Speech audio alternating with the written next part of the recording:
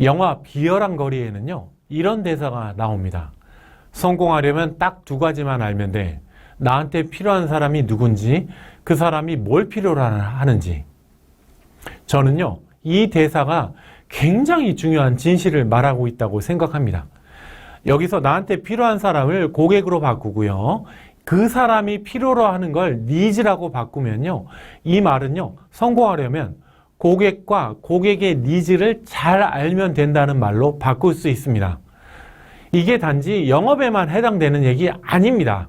무슨 일을 하건 간에 그 일을 하면요, 누군가를 만족시켜야 합니다. 그 결과로 월급을 받는 거거든요.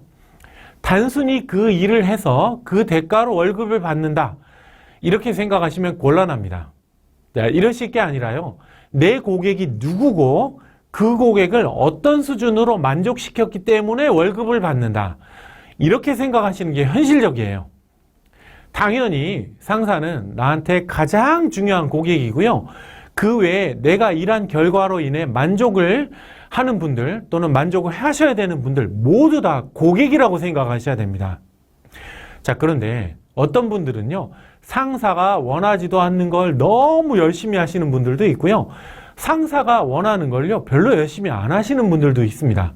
아, 참, 이런 분들 이야기를 들어보면요, 다 나름 논리는 있으시더라고요. 자기가 자기 업무는 잘한다, 이렇게 생각하시는 거죠. 자, 하지만요, 이런 분들은 정말로 자신의 관점을 바꾸시는 게 좋습니다. 상사라고 생각하지 말고요, 고객이라고 생각하세요. 여러분이 상사라고 한번 생각해 보세요. 어떤 부하가 마음에 들겠어요? 첫 번째 직원은 열심히 일해. 밤낮으로 열심히 일해. 자, 그런데 내가 지금 무슨 고민이 있는지 뭘 필요하는지 잘 몰라요. 그냥 열심히 합니다. 자, 두 번째 직원은 내가 요즘 무슨 고민이 있는지 뭘 필요로 하는지 정말 잘 파악합니다. 그리고 거기에 맞춰서 일합니다. 자, 여러분이 리더라면 어떤 직원이 마음에 드시겠어요? 실제 직장 상사이신 분들 100% 거의 다 두 번째 직원들이 마음에 드실 겁니다. 여러분도 그렇잖아요.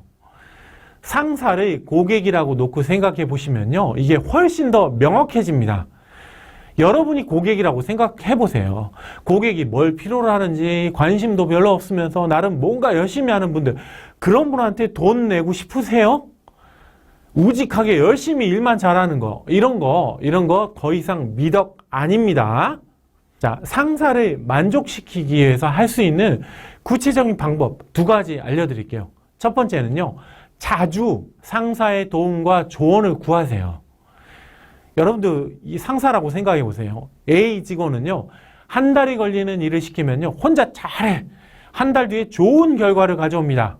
자, 반면에 B 직원은요, 똑같이 한 달 걸린 일인데, 자, 한 주에 한 번 정도씩 와서요, 제가 이렇게 저렇게 해봤는데요, 이게 말씀하신 의도에 맞는 걸까요? 만족하는 걸까요? 계속 물어봐. 도움과 조언을 구하고 피드백을 받습니다. 엘리베이터에서 잠깐 봐도요, 조언 구해요. 아, 주변 직원들이 어떻게 느껴지겠어요? 야, 저 상사는 직원들이 적극적으로 조언을 구하는구나. 일을 잘하는 상사구나. 직원들이 달라붙는 상사구나. 뭐 이런 생각하겠죠. 그러고 나서 한 달 뒤에 결과를 가져옵니다. 자, 똑같은 만족도야, 결과는.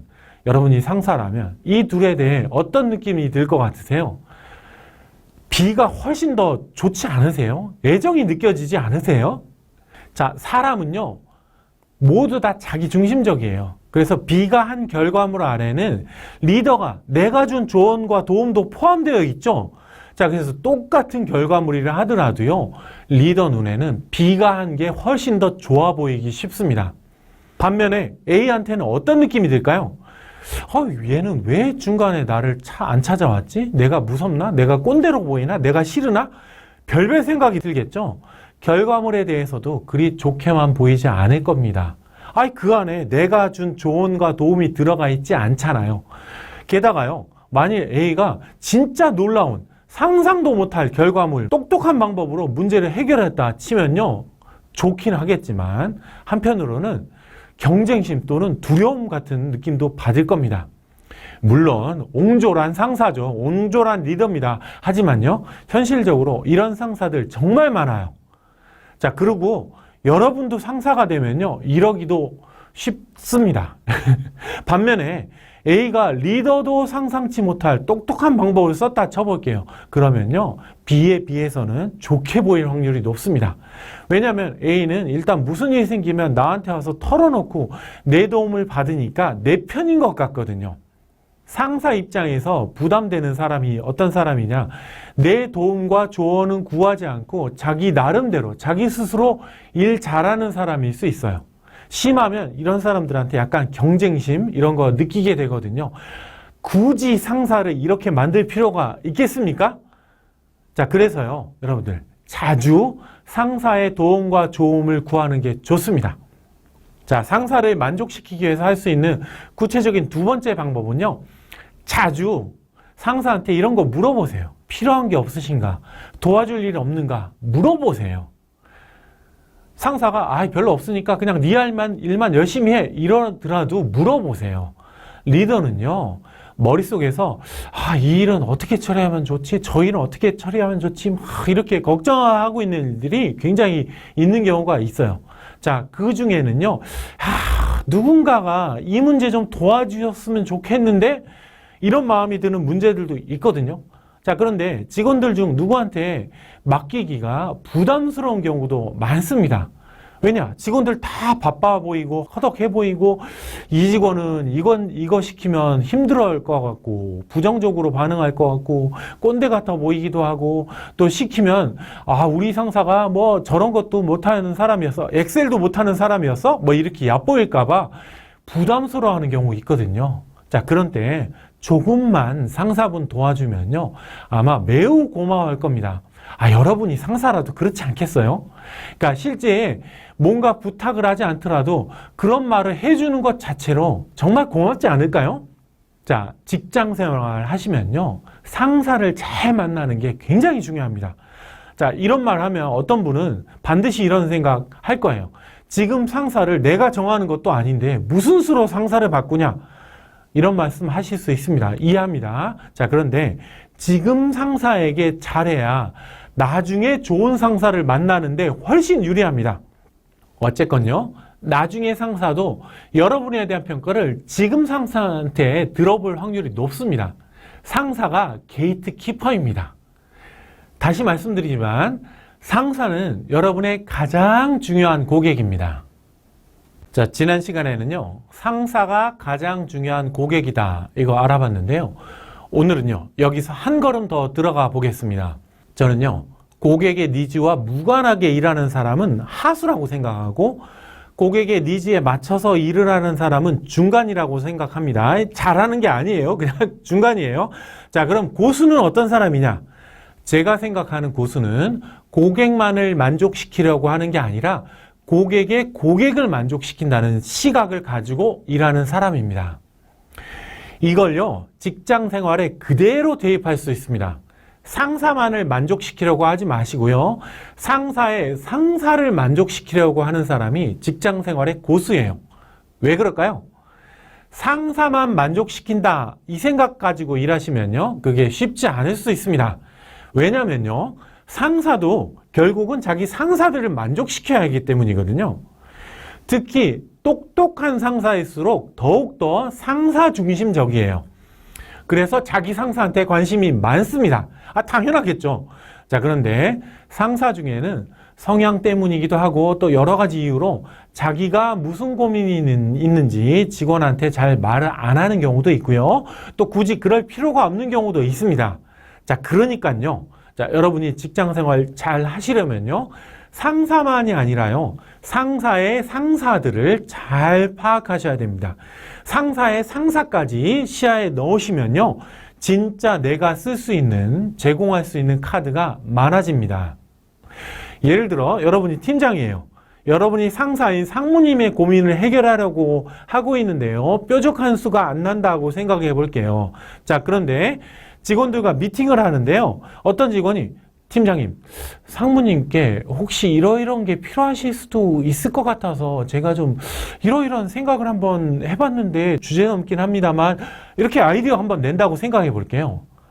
여러분이 팀장이라면 이 직원이 주제넘게 선을 넘는다, 괘씸하다 이런 생각 드실까요? 아니면 이런 분이 좋게 보일까요? 아마 대부분은 좋아 보일 겁니다. 자, 이러면서 그 직원은 점점 상사한테 절대적으로 필요한 사람이 되어가는 겁니다. 단 여기에는 조건이 하나 있어요. 여러분이 직접 상사의 상사를 만나지 않는다여야 합니다. 이거 굉장히 주의하셔야 됩니다. 영어로는 go over my head라고 그러거든요. 그러니까 내 머리를 지나쳐서 내 상사를 만나? 이거 굉장히 무례한 일일 수 있어요. 이거 주의하셔야 됩니다. 자, 제가 만나본 여러 사람들 중에서 상사와 조직에서 절대적인 신뢰를 얻은 분들, 대개 이런 분들이었던 것 같아요. 자기 일만 잘하는 사람 아니에요.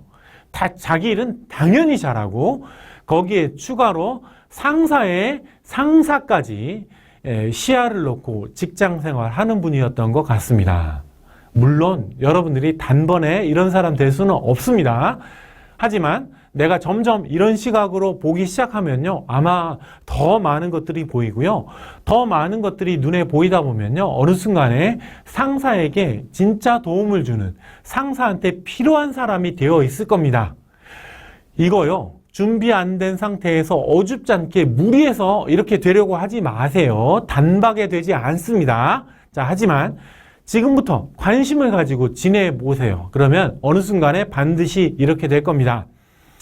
자, 그럼에도 불구하고 만일 상사의 상사를 잘 이해하고 있고 뭘 어떻게 해야 그 니즈를 해결할 수 있는지 방법을 알고 있는데 상사에게 이 얘기가 잘 안 먹힌다.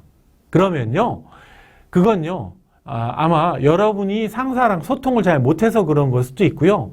아니면 상사분이 별로 고객 중심적이지 않아서 그럴 수 있습니다. 이런 상사는요, 조직 내에서 어차피 더 발전하기 쉽지 않을 수 있어요. 그러니까 잘 살펴서 하십시오. 자, 이처럼요, 상사만이 아니라 상사의 상사에 대해 관심을 가지고 있으면요, 구체적으로 이런 면에서 유리합니다. 자, 첫째, 경쟁에서 우위를 점하기가 쉽습니다. 직장 생활도요, 어차피 경쟁이에요. 자, 그런데 내 상사를 만족시켜야 한다 생각하면요, 쓸 카드가 답이 안 나오는 경우가 많습니다. 자, 그런데 상사의 상사까지 시야를 넣고 있으면요, 새로운 니즈를 발견하고 찾아내기도 쉽고요, 내가 쓸 카드가 해결책, 도구가 많아집니다. 내가 다른 사람과의 경쟁에서 이기려고 하는 것보다요, 나의 상사가 다른 상사들과의 경쟁에서 이기도록 도우려고 이것저것 살펴보면요, 더 많은 수가 보일 수 있습니다. 그러면 이런 생각 하실 수 있어요. 내가 우리 상사의 경쟁력을 높이면 내 상사와 경쟁하던 다른 상사들한테 내가 찍히는 게 아닐까? 그분들이 나를 싫어하지 않을까? 물론 무능한 분들이라면요, 아마 여러분들을 싫어할 수 있어요. 하지만 유능한 분들이라면요, 여러분들 꼭 나중에 데려가고 싶어 할 겁니다. 자, 둘째, 직장 생활은요, 상사를 잘 만나는 게 굉장히 중요한데요. 자, 이렇게 상사의 상사를 만족시키려는 시각을 가지고 살면요, 특히 똑똑하고 뛰어난 상사들을 자기 상사로 두기가 굉장히 쉬워집니다. 뛰어난 상사들은요, 자신의 상사들이 누군지 명확히 알고 있어요. 고객이 누군지 명확히 알고 있어요. 자, 그 상사를 어떻게 만족시킬까에 대해 최우선의 관심을 가지기 마련입니다. 사람은 되게 비슷하거든요. 자기가 이런 시각을 가지고 있으면요, 부하도 이런 사람을 뽑기가 쉽습니다. 자, 그래서요, 상사의 상사를 만족시키려고 노력했던 사람들이 결국에는 잘 나가는 상사, 똑똑한 상사들을 자기 상사로 만들어 나가기가 훨씬 더 쉬워집니다. 똑똑한 상사들과 자주 접하잖아요. 여러분들 반드시 다른 통찰력 생깁니다. 그리고 이런 통찰력을 다른 상사들한테 쓸 수 있습니다. 이게 별거 아니라 생각하실지 모르겠지만요, 아주 작아 보이는 차이가 선순환을 만듭니다. 나중에는 이 차이가 엄청난 차이가 됩니다. 여러분들 직장 생활 하실 때는요, 똑똑한 상사 밑에 있어야 좋습니다. 그래야 배울 것도 많고요, 얻을 것도 많아요. 물론 상사를 내가 직접 고르기는 어려워요. 하지만 이런 시각을 가지고 지내시면요, 어느 순간에 기회가 올 수가 있습니다. 셋째, 이게 사실 가장 중요한데요. 장기적으로 보면요, 스스로가 여러 면으로 개발되어서 나 스스로의 경쟁력이 강해지고 대체 불가능한 존재가 되기가 쉽습니다. 예를 들어 상사의 상사까지 아주 넓은 시야를 가지고 지내다 보면요, 뭔가 흐름을 파악하고 기회 요인을 파악하기도 쉽습니다.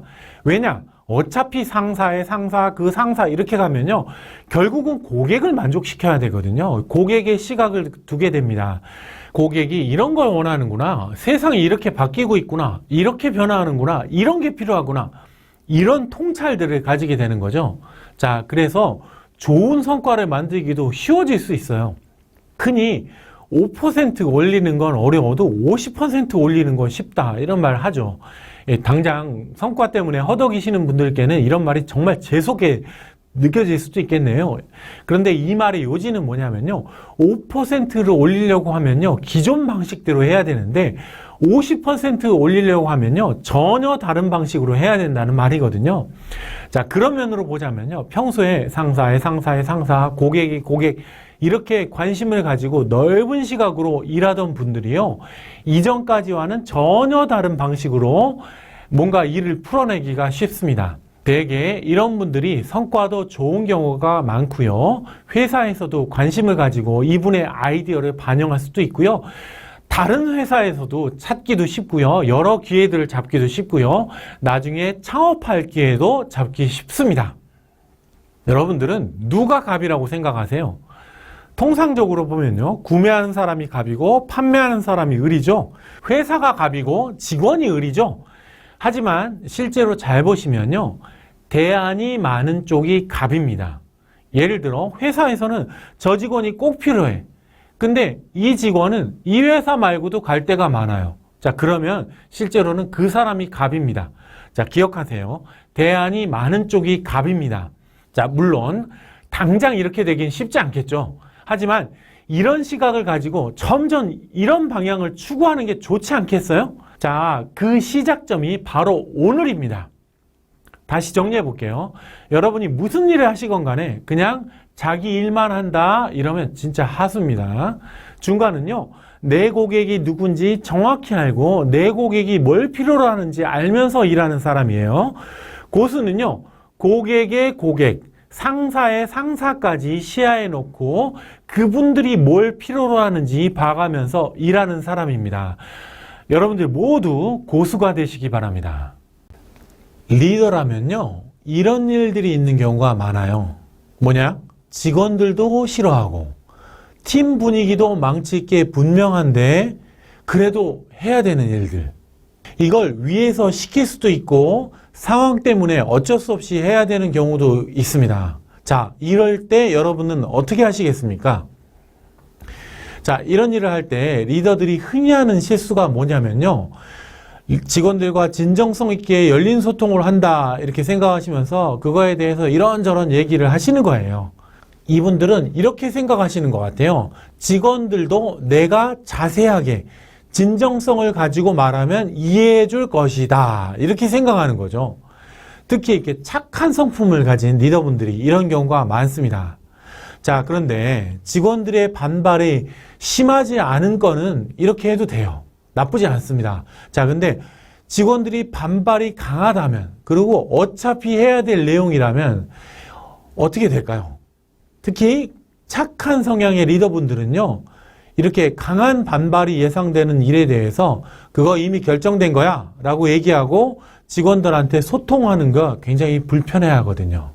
자, 그래서 직원들에게 이미 결정된 거다 라고 이렇게 얘기하지 않고요, 직원들 이야기를 들어본다 뭐 이런 스탠스로 최대한 자세하게 소통을 시작하는 경우도 있습니다. 자, 그러면 직원들이 어떻게 반응하겠습니까? 당연히 싫어하겠죠. 자, 그리고 이런 소통의 시간에 자기 의견이 반영이 되어서 저 리더분이, 우리 상사분이 마음을 바꿀 수도 있겠다는 그 희망적인 마음으로 여러 가지 얘기를 하면서 근거를 대면서 반대 의견 낼 겁니다. 자, 그럼 어떻게 될까요? 그러면 그 다음부터 직원들은 이제 앞으로 리더가 어떤 결정을 내릴까에 대해서 노심초사하게 됩니다. 리더의 일거수일투족을 다 지켜봅니다. 자, 특히 그 과정에서 반대 의견 많이 낸 직원들 중에는 똑똑한 직원들도 많을 거거든요. 이 직원들 입장에서는요, 이게 무슨 자존심 싸움 비슷하게 될 수도 있거든요. 그러다가 리더가 결국 강행하기로 결정했다면 굉장히 강력하게 반발합니다. 자, 이런 경우에도 리더가 직접 얘기하는 경우도 있겠지만 리더도 분위기가 좋지 않을 것 같다는 생각을 하니까 강행하긴 하되 슬쩍 넘어가려고 한다. 이것도 쉽지 않을 수 있어요.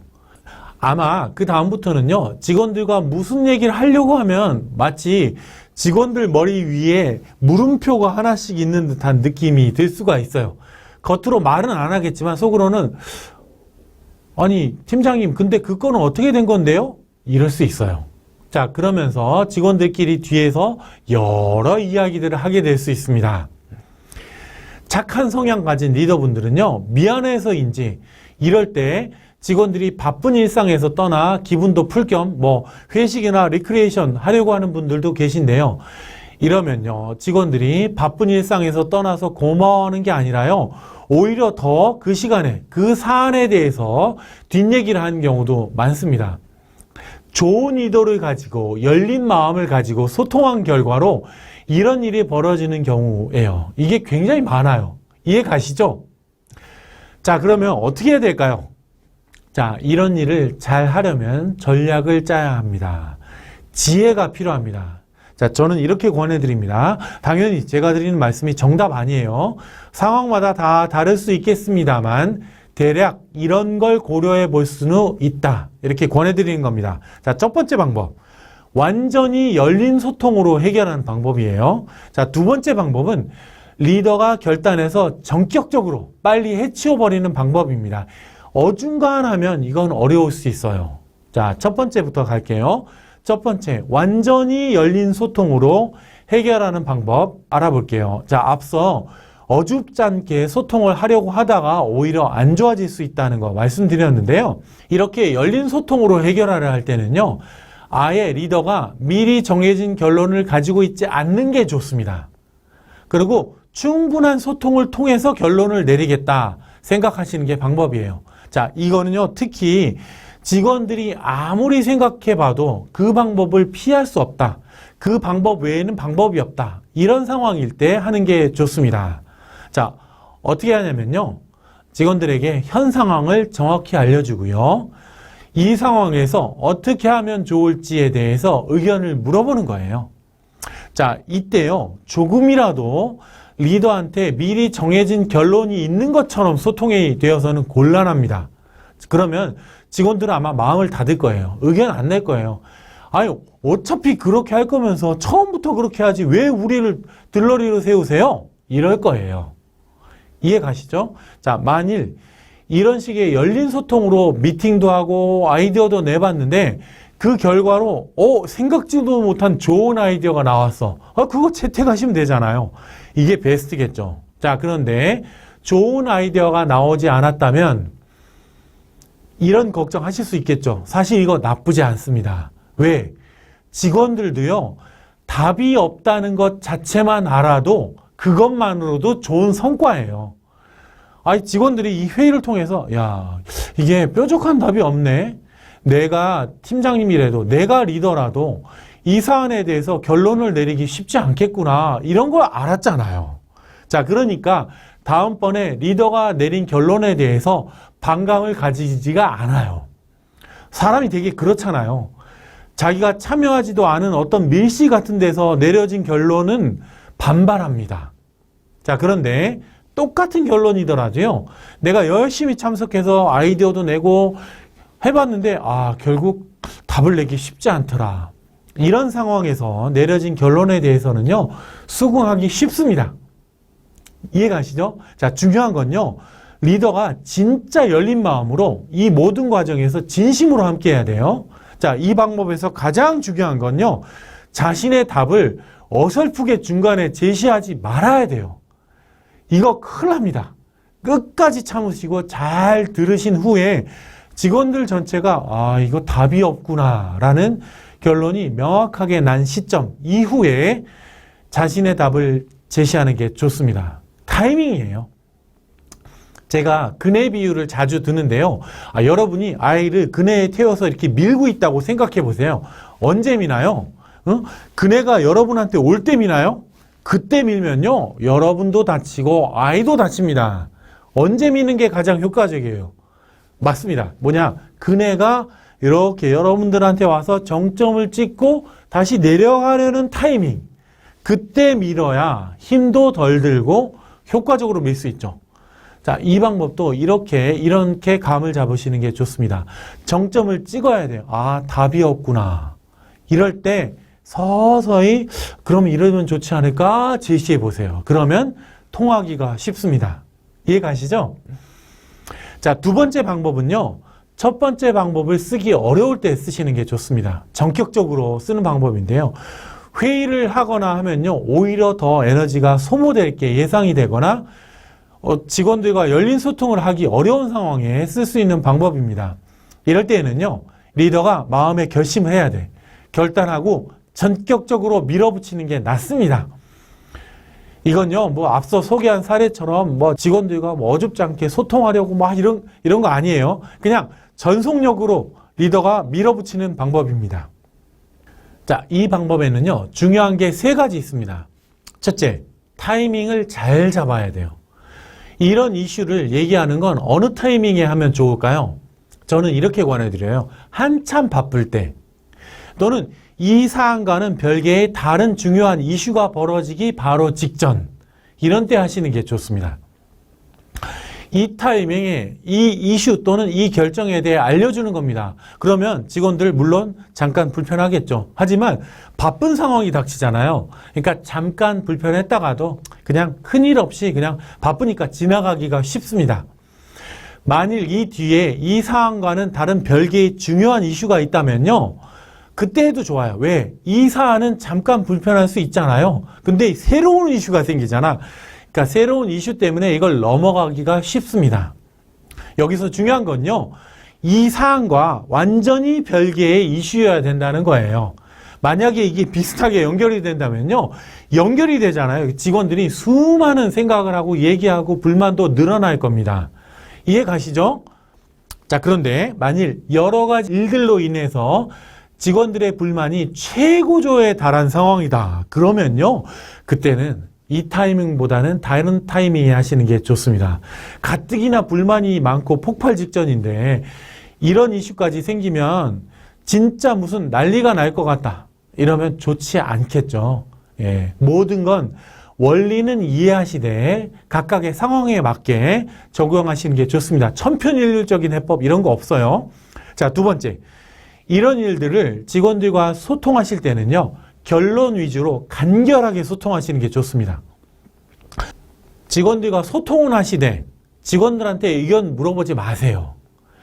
그냥 여러분이 이미 결정했다. 또는 회사가 이미 결정했다. 불가피하다. 이러면서 설명하세요. 이게 어떤 성향의 리더분 입장에서는 굉장히 불편할 수 있습니다.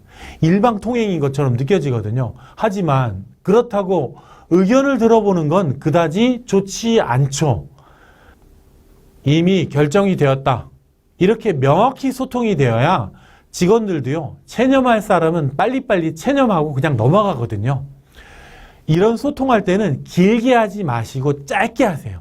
특히 불편한 지점을 너무 구체적으로 설명하지 마세요. 불편한 지점을 너무 구체적으로 설명하면요. 별로 관심이 없던 직원들까지도 관심을 갖게 만들어요. 불만을 가지게 만들어요.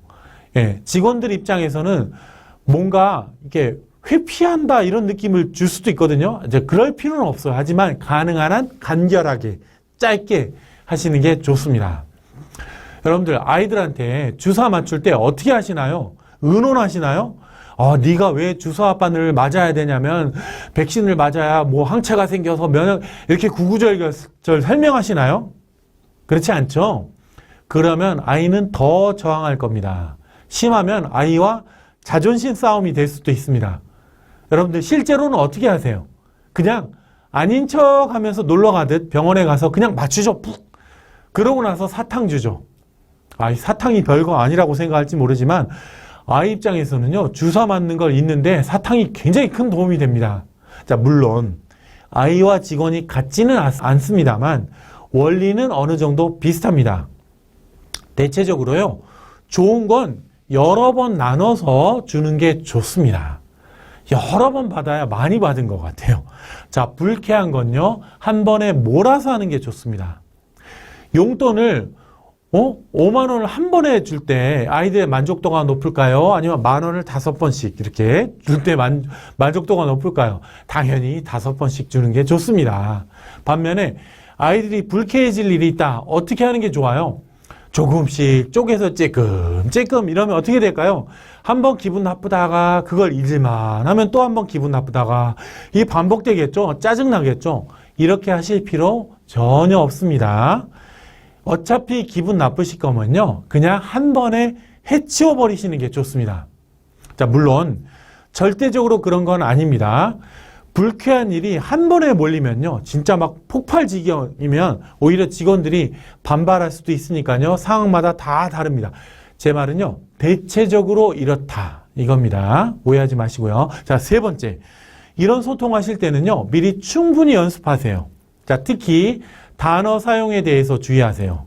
자, 나중에 보면요, 오히려 전달한 핵심의 내용보다는요, 소통 과정에서 썼던 표현들 중에 하나가 마음에 걸려서 그 직원들 사이에 돌고 돌아서 소문이 나는 경우 많아요.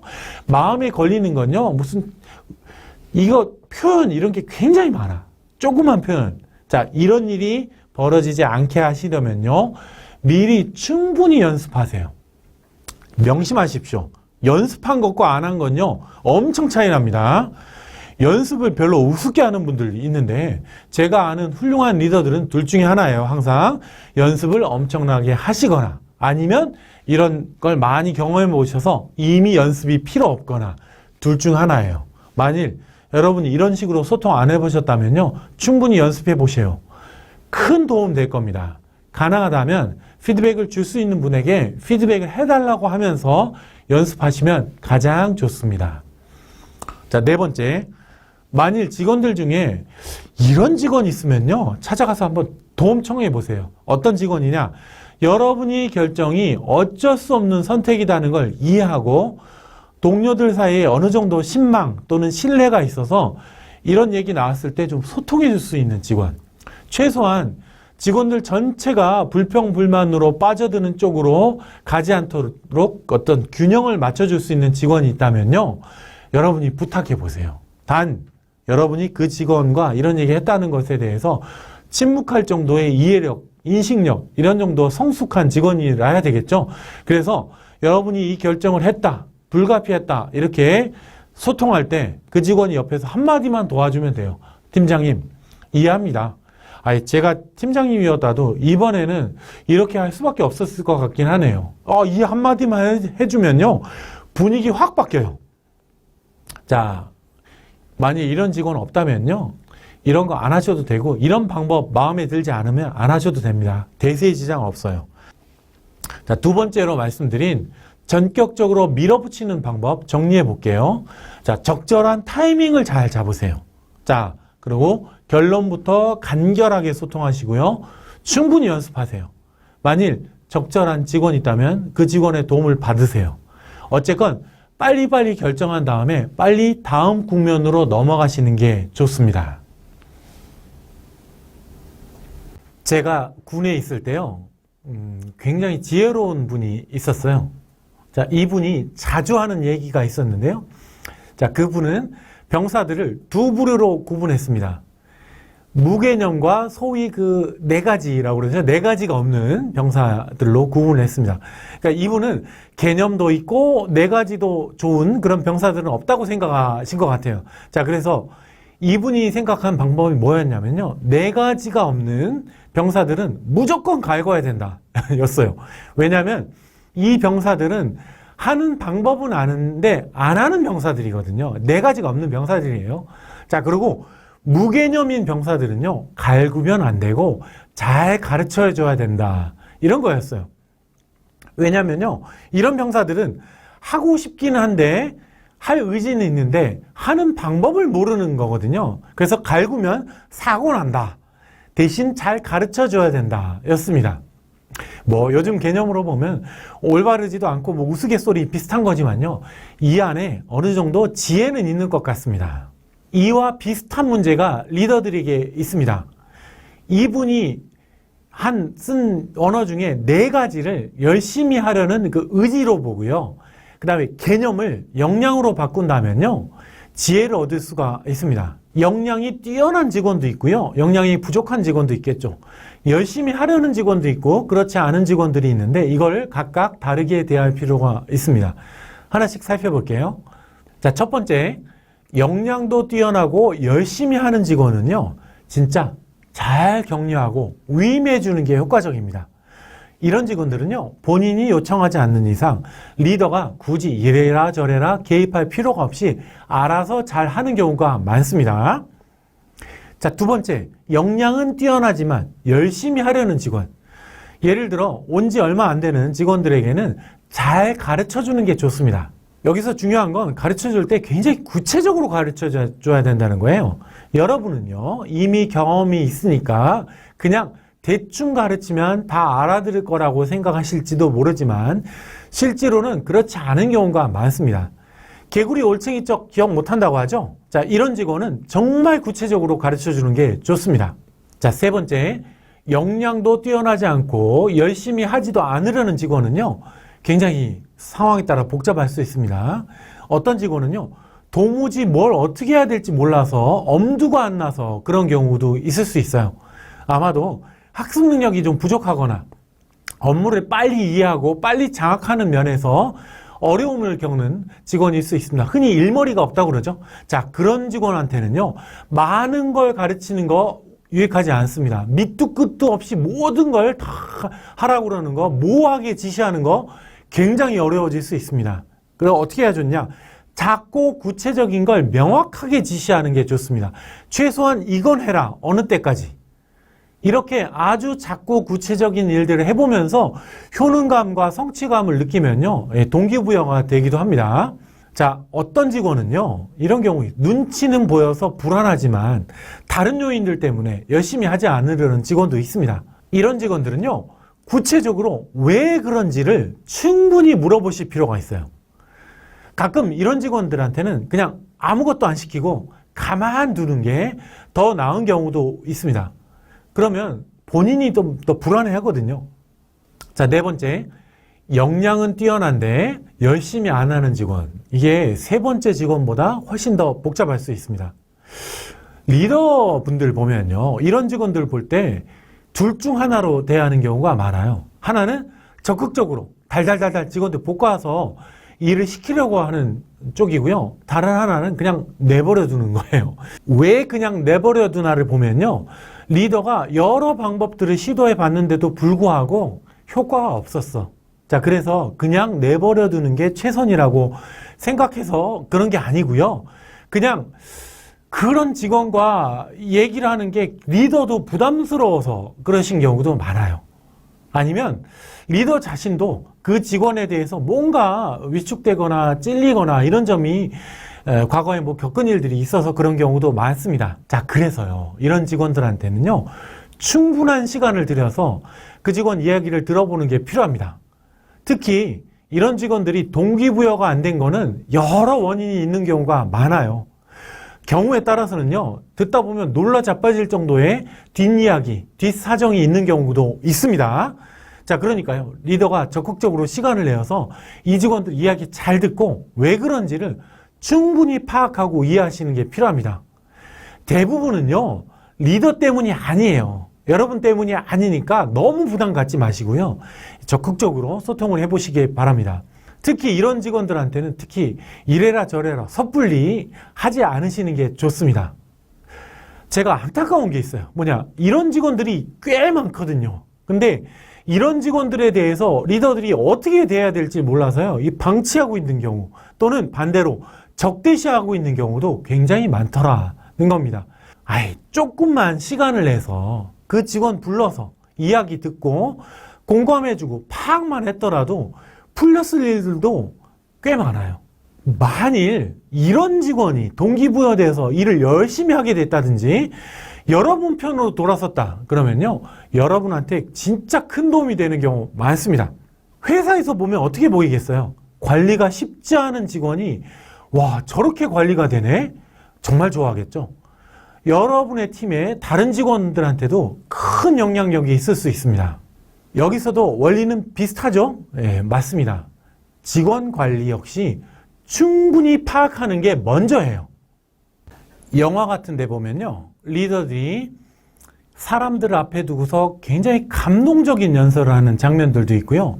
그런 연설에 감동을 받아서 동기부여가 되고 뭐 이런 것들 보게 되는데요. 사실 저는 그런 거 볼 때마다 약간 이질감을 느낍니다. 왜냐? 제가 만나본 유능한 리더들 중에는요, 많은 사람들 앞에서 연설하는 거, 이런 거 잘 못하는 분들도 많았어요. 대신 유능한 리더들 중에 직원들과의 1대1 미팅에 능숙하지 않은 분은 잘 못 본 것 같습니다. 저와 비슷한 일을 하는 분들과 이런저런 말씀을 나눠봐도 되게 비슷한 말씀 하시더라고요. 직원들, 또 자기 부하들과 1대1 미팅에 능숙하지 않은데 유능한 리더가 된다? 이거는 쉽지 않은 것 같습니다. 특히 새로 조직을 이끌게 된 리더한테는요, 1대1 미팅을 잘 하시는 게 조직 장악, 직원 장악에 굉장히 큰 도움이 됩니다. 이건요, 리더한테 뿐만 아니라 그 직원들한테도 굉장히 중요한 경험이 됩니다. 특히 새로운 리더야. 그 리더와 처음 1대1 미팅을 가져. 그거 굉장히 직원들한테도 설레는 시간이에요. 중요한 시간입니다. 자, 명심하세요. 리더한테는 그 직원이 여러 명 중 한 명에 불과하지만요, 그 직원한테는요, 한 명뿐인 리더예요. 굉장히 중요한 사람일 수 있습니다. 자, 1대2 미팅이 이렇게 리더한테 굉장히 중요한 도구입니다. 왜 그럴까요? 자, 첫 번째, 많은 직원들과 함께 있을 때가 아니라 1대1 미팅에서 보이는 그 직원들의 모습이 훨씬 더 정확하고 리얼한 경우가 많습니다. 사실 직원들과 함께 있을 때는요, 직원들끼리도 서로 좋은 모습만 보이려고 하거든요. 그래서 진짜 정말 친한 경우가 아니라면요, 부끄러운 부분, 예를 들어 뭐 업무에서 잘못한 부분이나 뭐 실적에서 평가된 거나 가정에서의 어려운 상황 뭐 이런 거 잘 공유하지 않습니다. 좋아 보이는 내용들만 공유해요. 자, 그런데 리더가 1대2 미팅을 제대로 잘하면요, 그 미팅에서 직원이 리더한테 많은 걸 공유하고 오픈합니다. 자, 그때 보이는 드러난 직원이 훨씬 더 정확합니다. 자, 리더가요, 이런 걸 정확하게 파악하고 있으면요, 정확한 처방과 정확한 전략을 세울 수가 있습니다. 자, 두 번째, 전체 직원들을 통째로 놓고 그 직원들 전체의 분위기를 잡거나 동기부여한다? 이거 정말 힘들어요. 하지만 1대1로 하면요, 훨씬 더 쉬울 수 있습니다. 단 전제 조건이 붙죠. 여러분이 그 직원이 원하는 걸 정확히 이해하려고 하고 그 직원이 원하는 걸 채워주려고 노력하고 이런 자세를 보여야 한다는 거죠. 자, 이러면요, 직원들이 상사를 훨씬 더 신뢰하게 되고 동기부여가 됩니다. 직원 장악을 할 수 있다는 얘기죠. 자, 세 번째, 전체 직원들을 대상으로 뭔가를 소통할 때는요, 오해가 생기기가 쉬워요. 반면에 1대1 미팅을 효과적으로 한다면요, 오해가 최소화됩니다. 단 여러분이 1대1 미팅을 아주 잘한다는 전제하에 벌어진 일입니다. 왜냐하면요, 1대1 미팅에서는요, 직원에게 무슨 얘기를 한 다음에 직원한테 너 이거 어떻게 이해했니? 물어볼 수도 있고요, 나중에 정리해서 메일 같은 거로 교환할 수도 있거든요. 이러면 오해하기가 어렵죠. 자, 그런데 전체 직원을 대상으로 한다 그러면 각자 다 다르게 듣기가 쉽습니다. 자, 이제부터 1대1 미팅을 구체적으로 어떻게 하느냐 살펴볼게요. 자, 어떤 면으로 보면요, 이제까지 여러분들 알아본 소통의 방법들을 구체적으로 통합해서 적용하는 시간이라고 생각하셔도 좋습니다. 자, 첫째, 1대2 미팅은요, 조직의 구성원 중에서 신참 또는 막내부터 서서히 올라가면서 하시는 게 효과적일 수 있습니다. 예를 하나 들어볼게요. 어떤 회사는 회장님이 오시면요, 윗분들만 쓱 만나고 가. 반면에 어떤 회사는 회장님이 오시면요, 회장님이 말단 직원부터 만나요.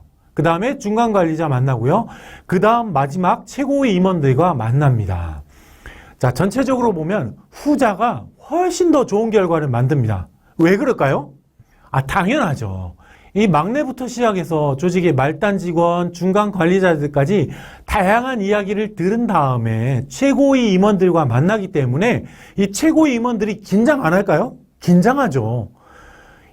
저분이 도대체 뭘 보고 들으셨는지 정확히 알기 어렵잖아요. 그렇죠? 그래서 회장님한테 무슨 보고를 할 때 훨씬 더 리얼하게 있는 그대로 보고하기가 쉽습니다. 게다가 회장님이 이걸 다 보고 들은 다음에 뭔가 한마디만 딱 하더라도요, 그 말에 훨씬 더 무게감 느껴질 겁니다. 아니, 무슨 일을 하고 밑바닥부터 다 안 상태에서 하는 말처럼 느껴지잖아요. 그러니까 그 말이 무게감이 다르죠. 물론 우리들 대부분은 회장님이 아니죠. 그러니까 이런 사례는 현실적이지 않겠습니다만, 자, 그래도 조직의 막내부터 만나세요. 그게 도움됩니다. 막내들은 되게 상대적으로 솔직해요. 그래서 조직 내에 벌어지는 일들에 대해서 정확하게 파악하기도 쉽고요. 또 고참에 대한 선입견을 막아주는 데도 도움이 될 수 있습니다. 이런 경우 굉장히 많아요. 어떤 리더가 새로운 조직에 발령을 받았는데 그 조직의 전 리더가 인수인계 해주면서 이런 얘기를 하더랍니다. 김 과장, 저 사람 정말 조직에 나쁜 영향을 주는 사람이니까 김 과장 얘기는 절대 듣지 마세요. 이렇게 했답니다. 자, 그래서 김 과장에 대해서 선입관을 가지고 거리감을 두고 대했거든요. 자, 근데 시간이 한참 지나서 보니까 김 과장이야말로 가장 일을 열심히 하고 잘하는 사람이더래. 그래서 그 리더가 후회했답니다. 내가 그 말을 고지 듣고 선입견 가질 필요 없었는데. 이런 일 꽤 많아요. 만일 그 리더가 막내부터 시작해서 모든 직원과 진솔하게 1대1 미팅을 가졌더라면, 그래서 조직 전체의 분위기를 빨리 파악했더라면 이런 선입견 안 가졌을 겁니다. 자, 두 번째, 1대2 미팅에서는요, 먼저는 개인적인 거부터 들어가서요, 점점 업무적인 부분으로 가는 방향으로 크게 흐름을 잡고 대화를 하시는 게 좋습니다. 자, 그래야 업무 얘기로 들어갈 때 오해를 최소화한 상태에서 업무 얘기만 잘할 수 있어요. 그리고 업무에 대한 변명도 줄어듭니다. 그래서 이런 얘기 하시는 거죠. 1대1 미팅하면 시작할 때 개인적인 일이라도 괜찮으니까 회사 업무에 영향을 줄 만한 일이 있으면 그거 미리 알려주면 내가 가능한 범위 내에서 충분히 배려해 줄 수 있다. 이렇게 운을 띄워놓고 개인적인 일들에 대해서 물으면요, 직원들 얘기 많이 할 수 있어요. 자, 중요한 건 리더가 진심으로 듣고 싶은 마음을 가지고 있어야 된다는 거예요. 자, 그러지 않고 그냥 형식적으로 하는 말처럼 느껴지면요, 직원들은 정말 중요해서 배려가 필요한 그런 개인적인 일, 그런 사정이 있더라도요, 마음을 터놓지 않을 거예요. 얘기 안 할 겁니다. 자, 특히 직원들과 처음 하게 되는 1대1 미팅이라면요, 이거 진짜 시간을 굉장히 오래 잡으셔야 돼요. 진짜 그 직원과 오래, 미팅 시간이 굉장히 늘어나도 괜찮으니까 그런 시간대에 잡으시는 게 좋습니다. 아예 점심시간부터 1대1 미팅해서 자연스럽게 개인 상황을 다 들어보신 후에 오후까지 넘어가는 시간대로 잡으시는 것도 좋습니다. 자, 이렇게 개인적인 걸 물어보신 다음에는 점점 업무로 들어가 보셔야 되겠죠. 그러면서도 업무의 주변 상황을 좀 들어보세요. 예를 들어 조직에서 어려움은 없었는가, 주변 동료들과 관계 또는 다른 부분에서 어려움은 없었나, 이런 거 물어보시는 게 좋아요. 이런 말을 하실 때에는요, 철저하게 비밀 유지를 한다는 걸 전제하시고 말씀을 꺼내셔야 됩니다. 그리고 반드시 이 말을 지켜야 돼요. 그러니까 만일 조금이라도 리더를 믿고 이 얘기했는데 이게 새어나갔다? 그러면 그 다음부터는요, 직원들 절대 여러분 앞에 그 얘기 안 합니다. 신뢰하지 않을 거예요. 자, 이걸 충분히 들었더라면요, 그 다음에도 이런 얘기는 해주실 필요 있어요. 이 외에도 제가 알아야 될 게 있다면 알려주시면 좋겠습니다. 꼭 이런 거 물어보세요. 그러면 꼭 직원들 하는 얘기 있는 분이 있어요.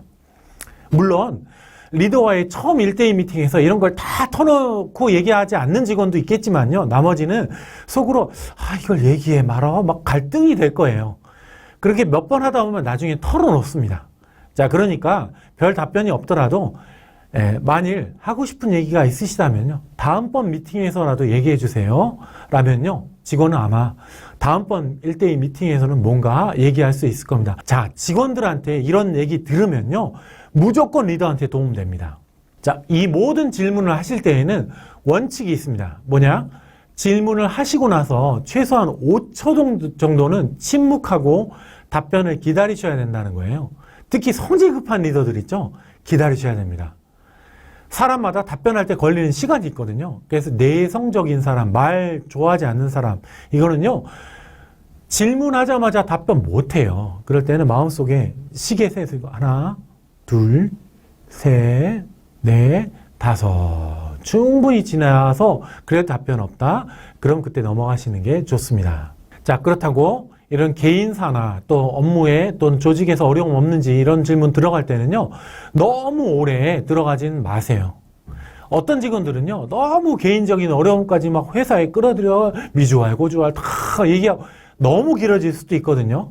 회사는 직원들 고민 상담소는 아니잖아요. 자, 그러니까 이런 얘기들 중에서 업무와 연관이 있는 구체적인 부분에 대해서만 반응하시고요. 나머지는 그냥 잘 들어주시면 됩니다. 너무 심하게 동의도 하지 마시고요. 자, 그렇다고 부정하지도 마시고 그냥 잘 들어주세요.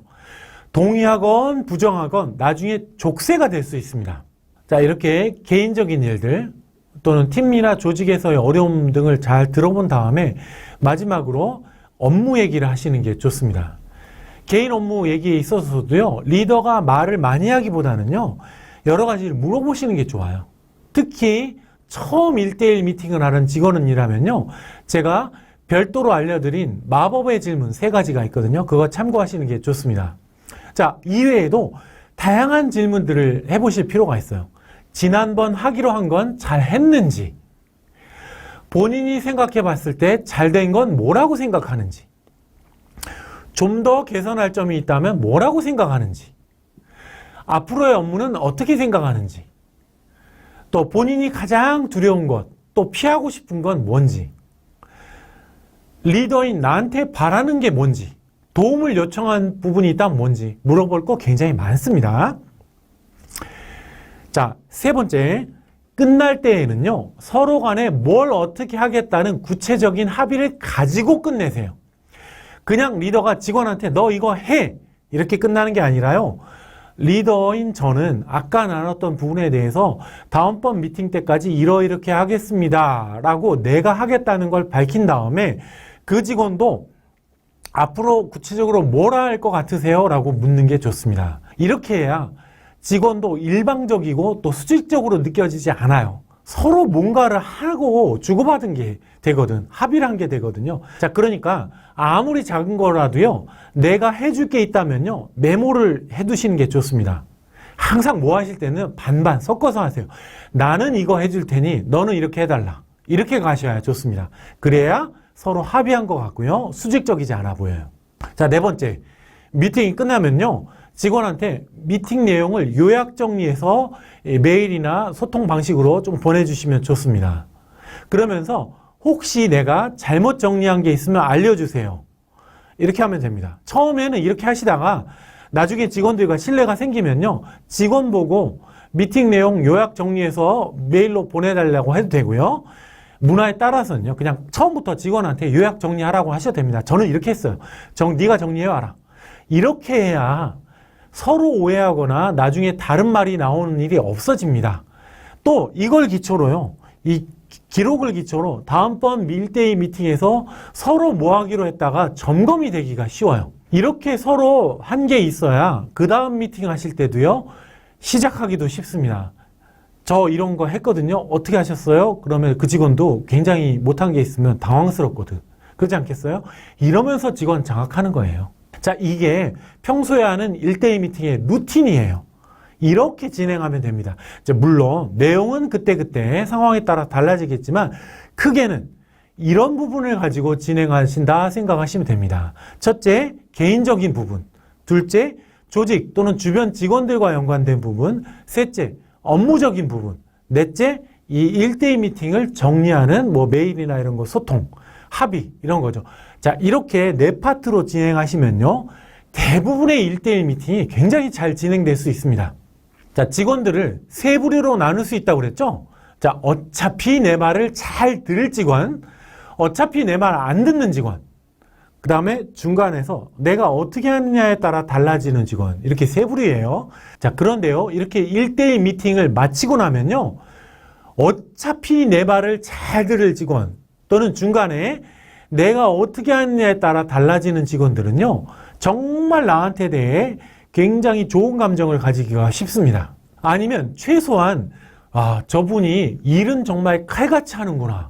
내가 잘해야 되겠구나. 이런 생각은 할 수 있어요. 또 경우에 따라서는 우리 리더분이 나를 정말 도와주려는 마음이 있구나.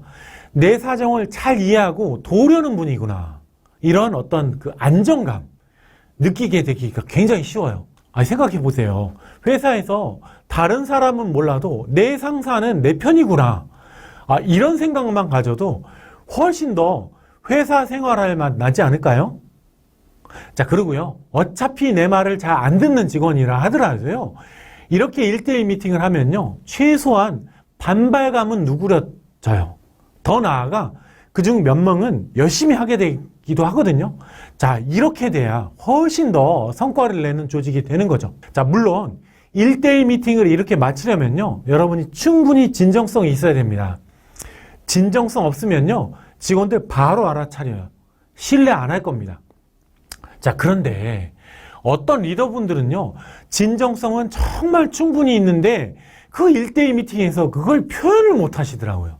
기회를 못 잡아요. 자, 그런 분들이라면요. 제가 오늘 알려드린 이 방법 잘 써보시기 바랍니다. 자, 더불어 처음 조직을 맡게 된 리더분들이라면요. 1대1 미팅에서 직원들 모두한테 이런 거 물어보시는 게 굉장히 필요합니다. 우리 팀에서, 우리 조직에서 가장 중요한 일은 뭔가요? 우리 팀이 해결해야 될 문제는 뭔가요? 자, 우리 조직에게 기회가 있다면 뭔가요? 올 한 해 성과 목표를 어느 정도로 잡는 게 좋다고 생각하나요? 만일 여러분이 내 위치에 있다면 뭘 하실 건가요? 자, 이런 거 물어보세요. 자, 그러면요. 직원들로부터 아이디어를 얻기도 쉽고요. 조직 전체가 어떤 분위기인지 굉장히 잘 아실 수 있어요. 물론 이건 당연히 처음 미팅뿐만 아니라 계속 쓰셔도 좋아요. 만일 처음 맡게 되는 조직이라면요. 진짜 직원들과의 1대1 미팅 시간 꽤 길게 잡으실 필요도 있습니다. 저는 평균 한 3시간 이상 했던 것 같아요. 자, 이렇게 하면 너무 바쁘다고요? 그놈의 1대1 미팅 하다가 시간 다 가겠다고요? 저는요, 절대 그렇지 않을 거라고 단언합니다. 자, 리더의 정의는요, 다른 사람이 일한 걸로 평가를 받는 사람이에요. 자, 그런 면에서 보자면요, 리더에게 이렇게 많은 시간을 특히 초기에 쓰는 건 절대 낭비가 아니에요. 오히려 조직을 빠른 시간 안에 장악하고 성과를 내기 위해 쓸 수 있는 가장 현실적인 방법이에요. 자, 이렇게 1대2 미팅을 막내 또는 신참 직원부터 하면서 서서히 여러분의 작전, 전략 세워보세요. 물론 여러분이 이미 가진 전략, 작전 있겠지만 직원들이 얘기하는 거 아이디어 보태면 좋지 않겠어요? 이런 게 모이면요. 훨씬 더 전략, 계획이 힘받을 겁니다.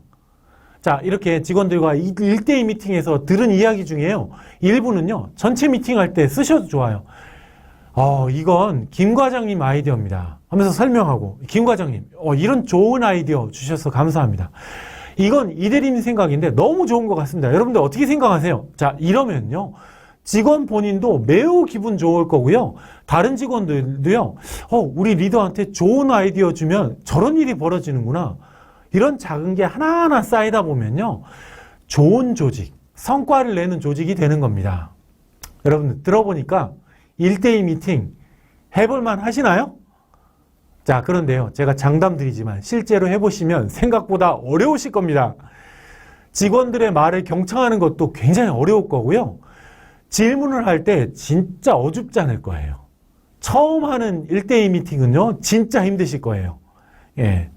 직원들 경청하기는커녕 직원들 마음이 콩밭에 가 있는데도 그걸 알아차리지 못할 수도 있어요.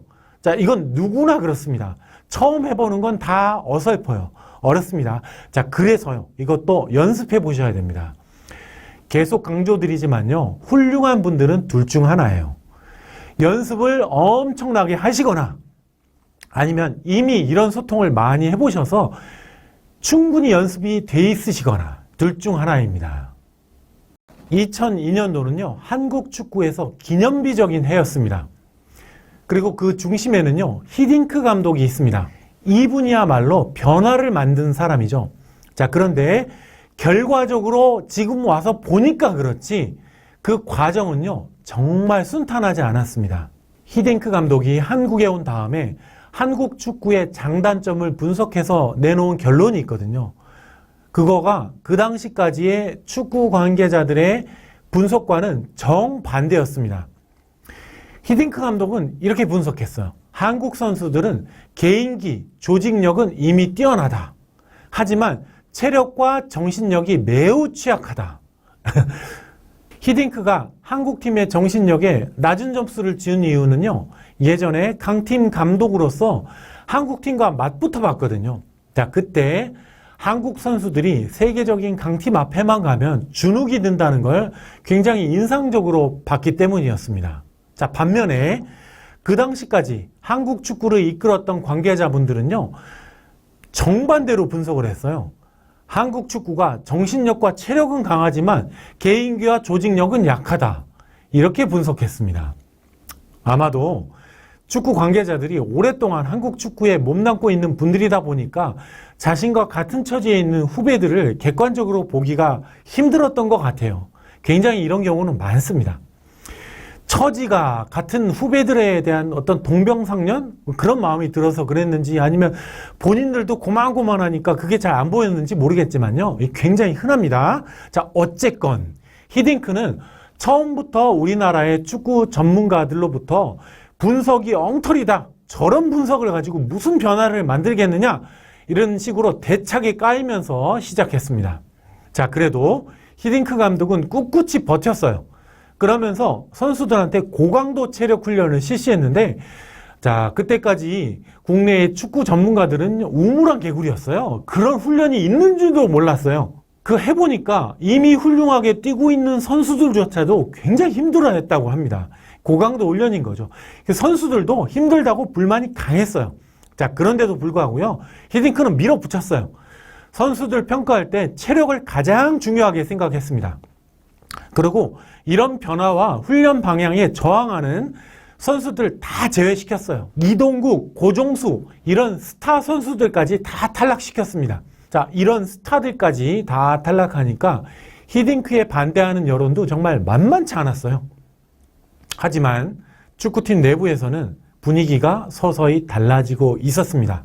히딩크가 이렇게 방향을 분명히 정하고 흔들리지 않게 계속 일관되게 가니까 남은 선수들은요, 당연히 적극적으로 훈련에 임할 수밖에 없었습니다. 점점 체력과 조직력이 개선되기 시작했습니다. 자, 그 다음에 세계적인 강팀들과 시합을 하기 시작했어요. 강팀들과 여러 번 붙어보면 서서히 우리 팀 선수들도 위축감이 줄어들 거고 정신력이 강해질 거라 생각했던 거죠. 히딩크의 예상이 맞았어요. 계속 세계적인 강팀들과 붙어보다 보니까 점점 이런 생각이 든 거죠. 막상 붙어보니까 쟤들도 별거 아니네? 이런 느낌을 받았습니다. 하지만 이런 일들은 현장에 있는 선수들만 알지, 이런 히스토리를, 내부 사정을 잘 모르는 바깥의 일반 대중들이 보기에는요, 여전히 히딩크의 팀은 외국의 강팀들에게 판판이 깨지는 아주 허약한 팀으로 보였습니다. 그래서 한참 외국팀과 경기를 많이 했을 때 히딩크 감독의 별명이 5대0이었어요. 맨날 5대0으로 깨지다 보니까 이런 별명이 붙은 거죠. 국내 여론도 험악했습니다. 자, 그럼에도 불구하고 히딩크 감독은 밀어붙였어요. 자, 이렇게 여러 비판을 감내하고 꿋꿋하게 밀어붙인 결과로 2002년에 월드컵 신화가 탄생한 겁니다. 결과는 대단해 보이죠. 자, 그런데 그 결과를 만들어내기까지 그 과정에서, 내부에서 얼마나 치열한 노력이 있었는지는 정말 보기가 어렵습니다. 자, 제가 지금까지 왜 이야기를 드렸는지 아시겠죠? 성과 낮은 팀이나 조직에서 성과가 높아지는 팀으로 변화된 사례를 보면요, 그 패턴이 이 히딩크 감독의 사례와 크게 다르지 않아요. 가장 중요한 건 뭐냐? 리더예요. 리더가 의지가 강력해야 돼. 자, 그래서요, 성과를 제대로 내기 위해 가장 중요한 건 뭐냐면요. 지금 현재 왜 성과가 낮은지가 제대로 분석이 되어야 된다는 겁니다. 자, 그런데 성과가 낮은 원인이 환경적인 외부 요인이다. 그러면요, 그건요, 분석도 어렵지 않아. 조직 내에서도 대부분 알고 있습니다. 또요, 원인이 외부 환경이라면요, 조직 내에서 성과를 높여라 이런 압력, 이런 강도 이런 거 높지 않아요. 그 다음에 외부 환경만 바뀌면 다시 성과가 올라가는 경우가 많습니다. 자, 그래서 중요한 건 뭐냐? 내부적인 원인이 있는 경우예요. 그 중에서도 직원들의 동기나 역량이 낮다면 그건 쉽지 않을 수 있어요. 만일 직원들의 동기가 낮다면요, 성과 지표 또는 피드백 시스템 이런 걸 잘 만드셔야 될 겁니다. 자, 하지만요, 직원들의 역량 자체가 수준이 낮다면, 자, 이럴 때야말로 히딩크 감독의 사례가 정말 도움이 되실 겁니다. 직원들의 역량이 낮다면요, 도대체 어느 부분이 역량이 낮은지 제대로 분석해 보셔야 됩니다.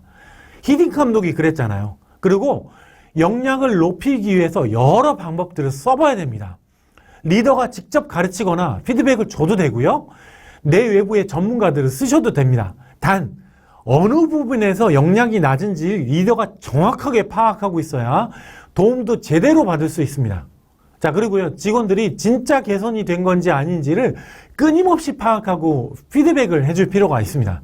만일 리더가 강하게 의지를 가지고 끌고 갈 수 있다면요, 직원들 전체를 그냥 강하게 끌고 갈 수도 있겠지만요, 조금이라도 반발이 예상된다면요, 수용성이 높은 일부 직원들부터 먼저 시작하셔도 됩니다.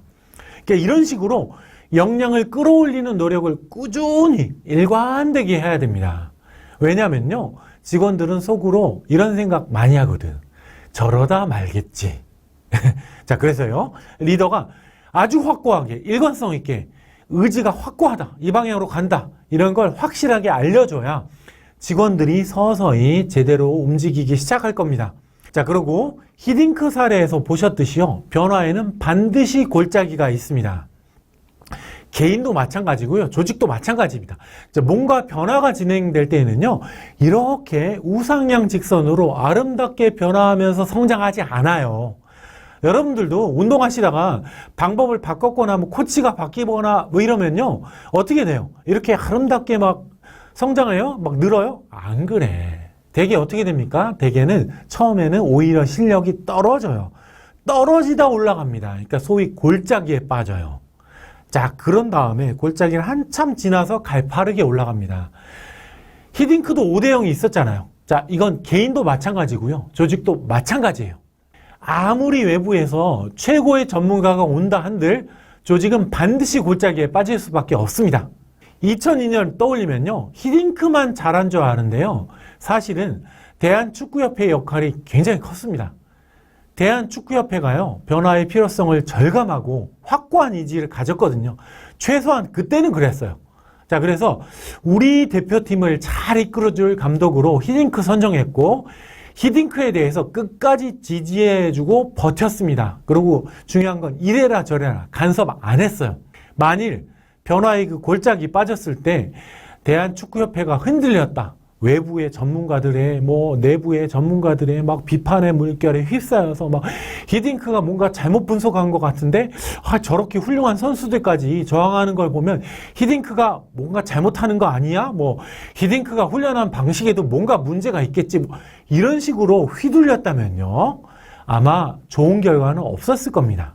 짐 콜린스는요, 위대한 것의 적은 나쁜 게 아니라 그럭저럭 좋은 것이다 라고 했습니다. 그러니까 great의 적은 좋은 거, 굿이라는 거예요. 이런 일이 정말 흔하게 벌어집니다. 왜냐면요, 이런 변화를 이끌어내는 건 정말 어렵거든. 이 세상에서 가장 강한 힘, 뭐냐? 관성, 타성이에요. 조직도 마찬가지입니다. 모든 조직은요, 현상을 그대로 유지하려는 힘이 있습니다. 자, 그 상태에 변화를 주려고 하면요, 저항이 생길 수밖에 없어요.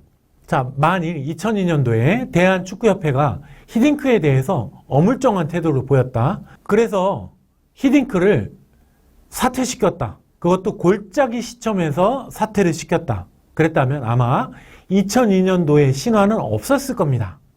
자, 여기까지 들으셨다면요. 이게 얼마나 어려운 일일지 감이 오시죠? 이게 나만 잘한다고 되는 게 아닙니다. 리더 혼자만 잘한다고 되는 게 아니에요. 윗분들과 조직의 서포트가 있어야 가능합니다. 맞아요. 자, 그래서요. 오늘 내용 들으신 다음에 나는 상황적으로 둘러보니까 나는 저 변화 할 수 있어 라고 생각이 드셨다면요. 진짜 천재일우의 기회예요. 여러분들 진짜 결단하고 변화를 만드세요. 이거 정말 어려운 일이에요. 자, 그런데도 불구하고 그렇게 어려운 일 해놨다면요. 아마 여러분들 진짜 성공하실 겁니다. 앞날에 큰 성공이 기다리고 있을 겁니다. 자, 그런데도 오늘 내용 보시고 대부분의 분들은요. 아마 저런 변화가 쉽지 않았겠구나. 쉽지 않겠구나. 이런 생각 드실 거예요. 자, 그러면요. 예를 들어 아무리 봐도 내 윗분들은 골짜기에 빠지는 꼴을 못 본다든지 윗분들이 이런 걸 원치도 않고 그냥 있는 그대로 아무 변화 없이 공무원처럼 관성처럼 가고 싶다. 이런 거 원한다면요. 현실적으로 이런 변화 만들기 어렵습니다. 그러면 히딩크라도 안 됩니다. 자, 하지만 너무 실망하진 마세요. 조직에서 필요한 변화는요, 대개 이런 극적인 변화, 큰 변화가 아니라요, 아주 작은 변화들입니다. 자, 그런 건 리더인 여러분이 관심만 가지면 할 수 있거든요. 직원들한테 이런저런 아이디어를 모아봐도 되고요. 이렇게 작은 것부터 서서히 시작하다가 어느 순간에 직원들도 여러분을 잘 따르고 또 윗분들도 저 리더라면, 저 사람이라면 뭔가 할 수 있겠는데 이런 느낌을 받는다. 그러면 그때 결단하세요. 그때 이렇게 역량을 높여서 성과를 올리는 방향으로 변화를 이끄시면 됩니다. 해보세요. 용기를 가지세요. 리더가 하는 중요한 일 중 하나가 뭐냐면요. 직원들을 가르치는 일이에요. 어떤 리더분들은요. 이거 별로 중요하게 생각하지 않던 분들 계신 것 같아요. 그리고 어떤 분들은 이게 가르치는 부분에 있어서 좀 어려움을 느끼시는 것 같습니다. 그리고 어떤 분들은요, 가르친다는 그 말에서 약간 저 옛날 사람 아니야? 꼰대 아니야? 이런 느낌 가지시기도 하는 것 같습니다. 천만의 말씀이에요. 여러분들, 직원들을 잘 가르치면요, 여러 면에서 굉장히 큰 도움이 됩니다. 어떻게 가르치느냐, 또는 어떻게 피드백 주느냐, 이런 거 비슷합니다. 제가 다른 내용에서 알아봤으니까 그거 참고하시면 되겠고요. 자, 이 시간에는요, 직원들을 가르치면 도대체 리더한테 뭐가 어떻게 도움이 되는지에 대해서 좀 살펴볼게요. 자, 첫 번째, 직원들의 신뢰를 얻는 데 있어서 가르치는 게 굉장히 효과적이에요. 물론 리더분이 잘 가르쳤다는 전제하에서 드리는 말씀입니다. 상사는 존경하지 않지만요, 스승은 존경하는 경우가 많습니다. 여러분도 한번 생각해 보세요. 같이 일을 하셨던 분들 중에서 누가 기억나나요? 나를 평가했던 상사? 보스? 이런 사람들에 대한 기억은 별로 좋지 않을 수 있어요. 자, 그에 비하면요, 나한테 구체적으로 업무를 가르쳐 준 사람? 아마 그게 사수건, 상사건 간에 그런 분들은요, 좋은 기억으로 생각이 나는 경우가 많을 겁니다. 왜냐하면요, 나를 평가했던 거, 업무 지시했던 거, 이런 건 시간 지나면 잊혀집니다. 그런데 일을 하다 보면요, 구체적으로 그때 그분이 이렇게 가르쳤지, 이거 계속 생각나거든. 그러니까 사실 직원들 입장에서요, 리더에 대해서 이런 분들 되게 많아요. 겉으로는 좋아하는 척 하지만 실제로 속으로는 실력 인정 안 하는 경우 대단히 많습니다. 그러니까 어떤 리더분들은요, 이거 민감하게 느껴요. 저 직원이 혹시 나를 일 못한다고 생각하지 않을까? 그게 자존심이랄까, 뭐랄까, 이렇게 생각해서 직접 막 자기가 뛰어들어서 막 그 직원 도와주고 이러는데요. 자, 그러면 원하는 효과는커녕 역효과가 납니다. 당연하죠. 잘하는 직원들은 개입한다고 느껴지겠죠. 못하는 직원은요, 엄두가 안 나. 저렇게 잘하는데. 그 다음에 또 더 심하면요, 리더한테 의존하기도 합니다. 여러 면으로 리더한테 좋을 게 하나도 없어요. 더 좋은 방법이 뭐냐? 리더가 직원한테 가르쳐주는 거예요. 그러니까 더 구체적으로는요, 직원이 하는 걸 보면서 또는 직원에게 여러 질문들을 해가면서 여기저기 피드백 해주면서 가르쳐주는 겁니다. 다른 사람이 뭔가를 하는 걸 보고 나서 피드백을 줄 때는요, 배우는 사람 입장에서 굉장히 도움되는 경우가 많습니다. 무릎을 탁 치면서 아, 맞아. 그런 경우 많아요. 왜냐면요. 이거는 가르쳐 준 사람이 뭐 대단히 뭘 수준이 높고 전문가라서 그런 게 아니고요. 대부분 업무의 속성이 그래요. 그러니까 사람이 자기가 하는 일은 과몰입하거든요. 그래서 객관적으로 보기가 쉽지 않습니다. 엉뚱하게 약간 저 장기나 바둑 둘 때도 보시면요. 열심히 그 게임에 몰입해 있는 사람 눈에는 잘 안 보이던 게 지나가던 구경꾼 눈에는 잘 보인단 말이에요. 그죠? 이게 많아요. 그래서 업무하는 거 실제로 보고 가르쳐 주면요. 여러분의 수준이 높지 않더라도요. 직원이 맞네 하면서 무릎을 탁 치면서 뭔가 깨닫는 경우 있습니다. 반드시 있어요. 자, 그러면 상사를 훨씬 더 신뢰하고 존경하기가 쉽습니다. 잘 생각해 보시면요. 우리 중 대다수는요. 그 감수성이 민감한 그 10대 시절에 엄청나게 많은 시간을 선생님과 보냈어요. 뭐 졸면서 보냈건 어쨌건 많이 보냈습니다. 그러면서 내가 선생님이 가르친 대로 하고 있는지 아닌지, 선생님은 나를 어떻게 평가하는지 이런 생각을 하면서 보냈거든요. 이렇게 오랜 시간을 보내면서 이게 내면의 습관이 되어 있거든. 이거 무시할 수 없습니다. 근데 가르치면 효과 좋습니다. 자, 두 번째. 직원들이 하는 일, 업무에 대해서 피드백을 해주거나 그럴 때도요. 업무를 직접 가르쳐준 사람이 하면요. 훨씬 더 수용성이 높아집니다. 당연하죠. 배우는 사람은요. 속으로 일할 때 가르친 사람이 그때 어떻게 했더라? 이러면서 의식하면서 일하게 되거든요. 그러니까 가르친 사람이 피드백 주면 훨씬 더 잘 받아들입니다. 자, 세 번째. 직원들한테 인정이나 칭찬을 해줄 때도요. 가르친 사람이 하면 훨씬 효과적이에요. 나를 평가하는 사람이요. 잘 모르는 것 같아요. 업무. 그런데 그런 사람이 이 업무 잘했어. 이렇게 인정해봤자 별로 감동 없을 수도 있어요. 그런데 나한테 직접 가르쳐준 사람이 인정해주면요. 굉장히 효과가 큽니다. 그러니까 가르쳐준 사람한테 가면요. 기본적으로 존경심이 깔려있는 경우가 많아요. 그런 상태에서 이거는 이렇게 했는데 내가 시킨 대로 잘했어. 야, 이거는 내가 시킨 것보다 훨씬 잘했네. 와, 너무 놀라워. 이거 대단히 효과 좋습니다. 여러분들 특히 신입사원 그냥 두지 마세요. 신입사원 가르치는 건요. 여러 면에서 효과가 좋습니다. 신입사원들은 보통 백지잖아요. 아무리 뭐 전공 나와도 모르잖아. 그래서 배움의 효과가 대단히 큽니다. 또 리더분 입장에서도요. 좀 표현은 뭐합니다만 가르치는 걸 테스트해보기도 가장 좋아요. 기존 직원들은요. 조금이라도 뭐 잘못 가르쳐주면 속으로 이거 아닌데? 이렇게 생각할 수 있잖아요. 근데 상대적으로 신입사원은 그렇지도 않아요. 물론 잘못 가르치라는 얘기 전혀 아닙니다. 단지 처음 가르치는 대상이라면 상대적으로 신입사원이 좀 더 좋다. 이런 얘기입니다. 네 번째, 사실 이게 가장 중요할 수 있는데요. 누군가에게 뭔가를 가르치는 건요. 자기의 실력을 올리는 가장 좋은 방법 중에 하나예요. 여러분들 누구한테 뭔가 가르쳐 본 적 있으세요? 사실 가르친다는 게 그렇게 쉬운 게 아니에요. 누군가를 가르쳐 보면요. 내가 그 분야, 그 업무를 제대로 아는지 굉장히 확인해 볼 수 있는 구체적인 방법이기도 합니다. 그러니까 머릿속으로 배운 사람 있잖아요. 이런 분들은 내가 진짜 아는 게 맞나? 가르쳐 보시면 됩니다. 학생들도요. 공부 잘하려면 맨날 수동적으로 배우기만 할 게 아니라 자기가 배운 걸 가르쳐 보는 거예요. 왜 가르치는 게 효과적일까요? 가르치다 보면 정보 장악력이 생깁니다. 정보 장악력이 이런 거예요. 가르치려고 하다 보면요. 내가 이 사람한테 어떤 순서로 어떤 말을 해야 좋을지, 어떤 내용들은 어떻게 묶어서 가르치는 게 좋을지 이게 머릿속으로 생각을 하게 되잖아요. 정렬한다고요. 자, 이런 과정들을 거쳐서 머릿속에 구조, 목차 이런 게 생겨요. 자, 어느 정보는 어떻게 묶여서 어떤 제목 밑으로 들어간다. 이게 이렇게 연결된다. 아니다. 이해하게 되거든요. 그러니까 이게 있어야 돼. 여러분들. 이런 식의 그 구조, 정보 장악력 이런 거는요.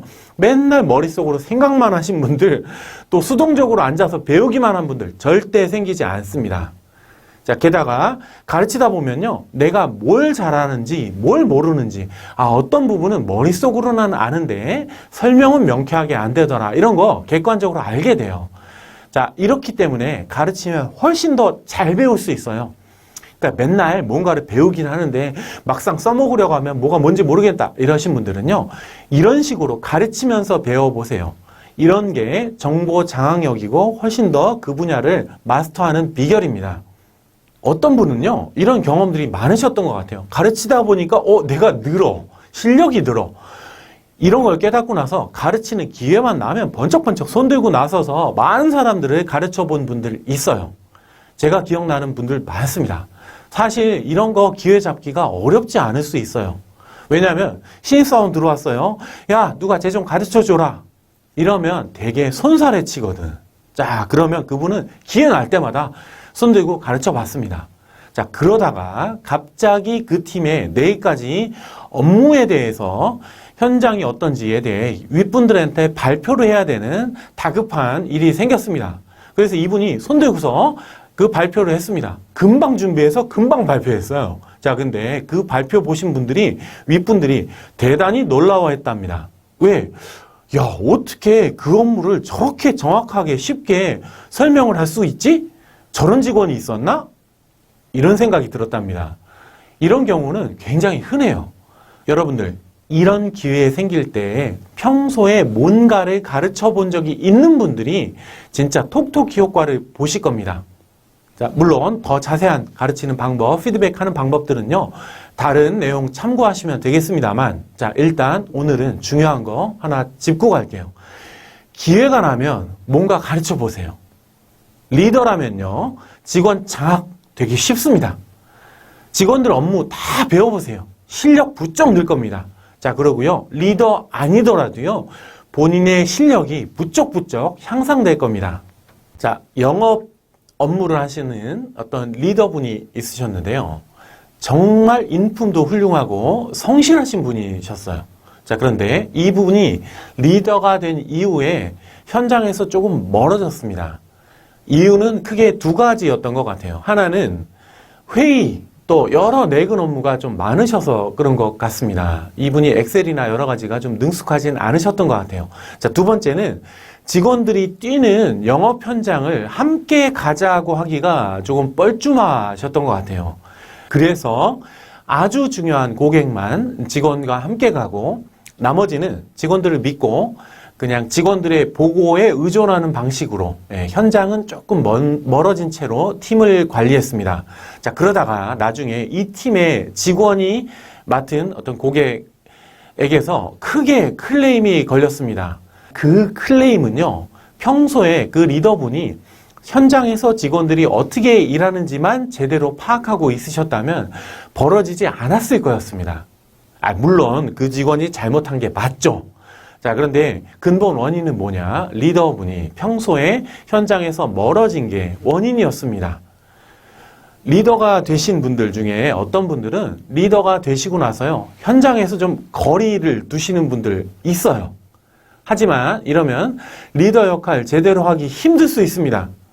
물론 대부분은 이러지 않으시겠죠. 하지만 혹시라도 내가 현장과 멀어진 것 같은 느낌이 드신다면요, 이번에 알아볼 내용 새겨 들으시기 바랍니다. 리더는 현장을 아주 잘 알고 있어야 됩니다.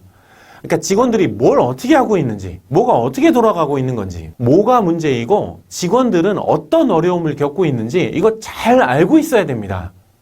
당연하죠. 왜 그럴까요? 첫째, 리더가 현장을 잘 알아야 직원들이 뭔가 보고를 할 때도요, 현실과 다른 보고를 하기가 어렵습니다. 당연하죠? 자, 둘째, 리더가 현장을 잘 알아야 직원들 중에서 누가 뭘 잘했다고 하면요, 리더가 제대로 그걸 인정해 줄 수가 있습니다. 만일요, 리더가 현장을 잘 모른다면요, 그러니까 직원들도 이런 생각 가져요. 리더가 인정을 한다. 속으로 무슨 생각하겠어요? 뭘 한다고 나를 인정하지? 효과가 떨어집니다. 자, 세 번째, 리더가 현장을 잘 알면요, 직원들도요, 긴장의 끈을 놓치지 않고 동기를 유지하기 쉽습니다. 자, 네 번째, 이렇게 현장을 잘 아는 리더가 미팅에서 예를 들어 그 직원들에게 한마디 하더라도요, 그 무게감이 달라요. 영향력이 큽니다. 왜냐? 직원들 입장에서는 저분이 뭘 제대로 파악한 상태에서 하는 말이니까 당연하죠. 무게감이 다를 수밖에 없습니다. 당연한 얘기죠. 그런데도 현장에 떨어지신 분이 꽤 많더라. 구체적으로 현장을 잘 파악하는 리더들은 어떻게 하나요? 그냥 제가 직간접적으로 본 예시 한번 들어볼게요. 영업인 경우는요, 직원들과 자주 동행 방문, 동행 상담을 하시면 좋습니다. 그러니까 동행 방문이나 동행 상담하시면 그 전에 준비하거나 아니면 차를 타고 이동하거나 하면서 얘기를 하실 거 아니에요. 자, 그때가 되게 중요해요. 리더분들 중에 어떤 분들은 이럴 때 얘기할 수 있는 기회에 그 직원한테 자기가 평소에 하고 싶었던 말을 막 주구장창 하시는 분들이 있는데요. 자, 이러면 여러 면으로 좋지 못합니다. 고수들은 대개 이렇게 합니다. 뭐냐? 직원들과 동행 상담할 때 또는 준비할 때 또 차 타고 갈 때 안 보는 듯 하면서도 직원한테 이런저런 것들 물어보고요. 그래서 직원들이 평소에 어떻게 일하는지 그 실상을 캐치해내려고 굉장히 애씁니다. 만일 직원 자동차 함께 타고 가신다면요. 자동차 여기저기를 잘 둘러보기만 해도요. 많은 걸 알아낼 수 있어요. 또 이런 분위기에 이런 거 저런 거 다양하게 물어볼 수 있습니다. 자, 이렇게만 해도요. 평소에 성실하게 굉장히 잘하는 직원은요. 기쁠 거예요. 아, 리더가 나를 속속들이 알고 있구나. 그다음에 평소에 뭔가 이렇게 캥기는 직원이 있죠. 알아서 긴장하게 되어 있습니다. 그러니까 이럴 때에도요. 어떤 때에는요. 아는 듯 모르는 듯 지내는 게 더 나을 수 있어요. 직원 입장에서는요. 리더가 뭘 아는지 뭘 모르는지를 잘 몰라야 더 긴장하면서 일을 잘하게 되거든요. 자, 그런데 어떤 리더는요. 그냥 차 타고 또는 준비하면서 자기가 파악한 걸 다 그냥 입으로 떨고 다 얘기해버려. 이런 분들 유리알처럼 빤히 속이 잘 읽히잖아요. 예. 직원 입장에서는 물론 편할 수 있죠. 근데 직원을 자각한다 이런 면에서는 편하지 않을 수 있습니다. 굳이 이러지 않으셔도 됩니다. 자, 직원들이 어떤 업무를 구체적으로 어느 수준으로 하시는지도 잘 파악하시는 게 좋습니다. 때에 따라서는요. 직원들한테 한번 롤플레이나 한번 시범을 보여달라고 해도 돼요. 이런 거 잘 안 하시는데 이런 거 굉장히 중요합니다. 또 문서 작업이나 또 간단한 오피스 작업 이런 거 잘못하는 직원들이 있을 수 있거든요. 자, 그런 직원들은요. 내가 보는 앞에서 한번 해보라고 하셔도 돼요. 그래야 그 직원이 뭘 잘하고 못하는지 파악할 수 있게 돼요. 어떤 직원들은 보는 앞에서 하면 되게 못하는데 시키면 나중에 잘해오는 직원들이 있어요. 누구한테 부탁한 거죠. 이렇게 직접 봐야 돼요. 그래야 그 직원도 개선을 해야겠다는 생각 가지게 됩니다. 저는요, 직원 중에 어떤 직원은 진짜 테스트 해본 적도 많아요. 그리고 바로 다음날에 오피스 교육 보내고요. 그 강사분한테 직접 전화해가지고 그 직원이 얼마나 잘 배우고 있냐, 향상되었냐 알려달라고 한 적도 있습니다. 물론 당연히 그 직원 긴장하면서 잘 배웠겠죠. 저는 이렇게 직원들 다 어느 수준인지는 다 관리했어요. 꼼꼼히 다 파악했습니다. 자, 또한 고객을 상대하는 직원이라면요. 내가 고객 역할을 해볼 테니까 평소에 고객한테 하는 대로 해봐라. 이거 굉장히 좋습니다. 저는 이런 거 정말 많이 해봤어요.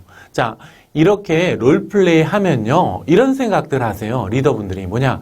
직원이 평소와는 다르게 할 거라. 이렇게 생각하시는 경우가 많은데 해보세요. 실제로는 평소랑 비슷합니다. 평소보다 더 잘하기도 쉽지 않아요. 평소보다 못하기도 쉽지 않아요. 그러니까 평소랑 비슷해요. 자, 그리고 습관 이런 거 다 나옵니다. 그리고 직원들이 이런 거 시키면요. 굉장히 기분 나빠할 거라고 지레짐작 하시는데요. 그러지 않으셔도 돼요. 직원들 중에 잘하는 직원은요. 이런 시간 그렇게 기분 나빠하지 않습니다. 오히려 야, 내가 이 팀장님한테 내 실력을 보여드릴 수 있는 기회다. 자랑할 기회로 여깁니다. 기분 나빠하는 직원 물론 있죠. 되게 평소에 고객들한테 잘 못하는 분들이에요. 직원이 무슨 발표를 하는 경우 있다면요. 리더분들 웬만하면 참석하세요. 자, 그래야 잘하는 직원들 신날 거고요. 못하는 직원들은요. 긴장할 겁니다. 제가 아주 흔한 일반적인 예를 말씀드렸습니다만 어쨌건요. 리더는 직원들이 실제 업무 현장에서 어떤 수준으로 어떻게 일하는지 어떤 어려움이 있는지 진짜 잘 파악하고 있어야 돼요. 그래야 이렇게 모든 게 파악이 돼야 예측도 되고 대비할 수 있는 거 아니겠습니까? 아는 부분에서 예측하는 부분에서 문제가 생기면요. 바로바로 대응할 수 있어요. 자, 그런데 모르던 부분에서 문제가 생기면요. 굉장히 힘들어질 수 있습니다. 제가 그냥 여러 단적인 예들만 알려드렸습니다만 리더는요. 항상 현장을 잘 알고 있어야 됩니다. 자, 이제 마지막으로 이번 과정 전체를 정리할까 합니다. 자, 이 과정들 다 들어보신 분들은 이해하겠지만요. 이 과정들에서 제가 조언들을 많이 드렸어요. 이렇게 하면 좋다. 근데 그거는 크게 두 축으로 이루어져 있습니다. 한 축은요, 어떻게 리더로서 내 일을 더 잘할지를 진짜 고민하고 연구하고 개발하라. 이 다른 말로 하면 실력을 갖추라는 겁니다. 리더가 되면요, 대부분의 회사에서 좀 돈을 더 주죠. 대우도 더 좋아집니다. 왜 그럴까요? 리더라는 일이 어렵기 때문에 그런 거예요. 회사가 무슨 자선사업 하는 것도 아니고 쉬운 일 맡기면서 돈을 더 줄까요? 그렇지 않죠. 그러니까 여러분들 일단 리더가 된 이상요, 여러분들 딴 거 다 잊으시고 일단 리더를 잘하는 방법부터 배워야 돼요. 직원들로부터 신뢰를 받는 법, 그거 배우셔야 됩니다. 상사로부터 신뢰를 받는 법, 그것도 배우셔야 돼요. 이게 쉬울 것 같으세요? 그렇지 않죠. 여러분이 진짜 고민하고 연구해서 실력을 갖춰야 됩니다. 자, 이 강의 전체에서 또 다른 축의 조언이 있다면요, 자꾸 주변 사람들한테 조언 또는 피드백을 받아보라는 겁니다. 조언을 받는 부류가 크게 세 사람일 거예요. 뭐냐? 첫 번째는 여러분의 고객입니다. 그리고 가장 중요한 고객은요, 항상 여러분들의 상사예요. 이 고객에게 조언을 받는 건요, 언제나 효과가 좋습니다. 항상 받으세요. 자, 두 번째는 귀인인데, 만일 이 과정에 나오는 제 설명과 어떤 비슷한 행동 하시는 분들 있을 수 있어요, 주변에. 강의 듣다 보니까 딱 떠올라. 그분이야말로 귀인입니다. 여러분들, 무조건 그분한테 찰싹 붙어서 배우세요. 그분이야말로 달인이실 거예요. 예, 여러분의 인생을 아마 바꿔줄지도 모릅니다. 자, 세 번째는요, 가까이에서 나한테 적나라한 조언을 줄 수 있는 사람들이에요. 사실 대부분의 사람들은요, 최소한 다른 사람에 대해서는 똑똑하게 제대로 봅니다. 사람들이 바보 아니에요. 자기는 몰라도요, 다른 사람은 제대로 봅니다. 자, 이걸 잘 활용하시면요, 여러분이 리더로서 일치월장할 수 있습니다. 리더로 가장 약한 부분이 뭐냐? 자기인식이에요. 자기를 잘 몰라. 그런데 이렇게 적나라한 피드백 주는 분들이 있으면요, 여러분 실력 갖추는데 큰 도움이 됩니다. 여러분의 실력을 갖추세요. 계속 배워나가세요. 배울 거 정말 많아요, 여러분들. 예, 직원들 업무도 다 배우셔야 돼요. 그 직원이 만약에 빈자리가 생겼다, 내가 뛰어들어가서 해야 돼. 그리고 동시에 주변 분들한테 피드백을 잘 받으세요. 이 두 축이 함께 가시는 게 여러분들 리더로서 성장하는데 가장 좋으실 겁니다. 이 강의 듣고서요, 아마 여러분들은 다음 세 가지 유형 중 하나에 속하게 되실 겁니다. 첫 번째 유형은요, 강의에서 나온 내용들을 적용할 바를 그냥 한 귀로 듣고 한 귀로 흘려듣는 분일 겁니다. 아마도 귀찮다고 또 쓸데없는 것처럼 이렇게 생각하시는 분들도 계실 거예요. 속으로 이런 생각도 하실 수도 있어요. 왜 굳이 제가 그렇게까지 머리에 써야 되나요? 아니, 굳이 꼭 그렇게까지 생각하고 고민하고 계획 세우고 뭐 그래야 돼요? 너무 귀찮지 않아요? 이렇게 물으실지도 모르겠어요. 자, 이런 분들은요, 강의 내용 무시하세요. 괜찮아요. 자, 그런데 그렇게 하시다가는요, 정말 리더로서 성공하기 힘들 수 있어요. 리더로서 힘들면요, 굉장히 어려워집니다. 두 번째 유형은요, 강의에 나온 내용들을 실천하는 분이에요. 자, 아마 이런 분들은요, 리더로서 성공할 확률이 높아질 겁니다. 세 번째 유형은요, 강의에 나온 내용들을 듣고 실천하는 걸 넘어서시는 분들이에요.